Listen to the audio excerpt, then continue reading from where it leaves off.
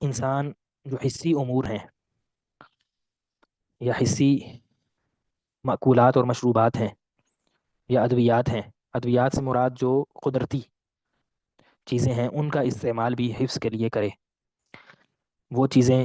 استعمال نہ کرے جو حفظ کو خراب کرتی ہیں، یا وہ بعض ایسے کھانے ہیں کہ جو انسان کے ذہن کو بہت زیادہ خرابی کی طرف لے جاتے ہیں، بالخصوص ہمارے ہاں جو آج کل کھانے کے جو طریقے بن چکے ہیں، بہت زیادہ کھانا یا پھر ایسی چیزیں کھانا جن کا کوئی فائدہ نہیں.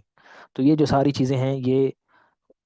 انسان کے ذہن کو تقویت نہیں دیتی، بلکہ الٹا اس کی جو تقویت ہے اس کو کم کر دیتی ہیں. تو محدثین اس کا خاص خیال رکھتے تھے. امام خطیب بغدادی رحمہ اللہ نے باقاعدہ باب اس بات کا قائم کیا ہے، المآکل المستحب تناولها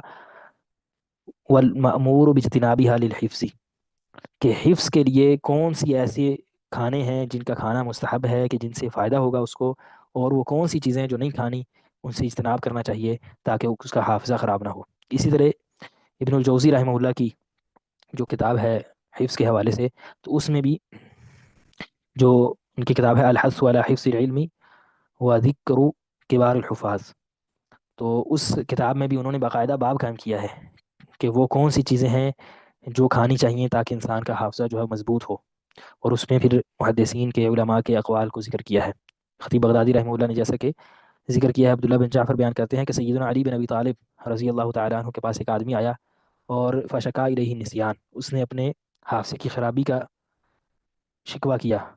کہ میرا جو حافظہ ہے وہ خراب ہے، بھول جاتی ہیں، میں جو چیز یاد کرتا ہوں یاد نہیں رہتی، بھول جاتی ہے.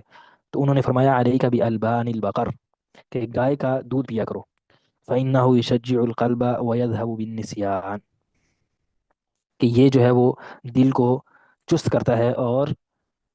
جو نسیان کی بیماری ہے اس کو ختم کر دیتا ہے. امام زہری رحمہ اللہ کا اسی طرح قول نقل کیا خطیب رحمہ اللہ نے کہ فرماتے ہیں علیک بالعسل فإنه جید للحفظ، کہ آپ جو عسل ہے علیک بالعسل، آپ شہد کھایا کریں تو یہ آپ کے حفظ کو بہت اچھا کر دیتا ہے.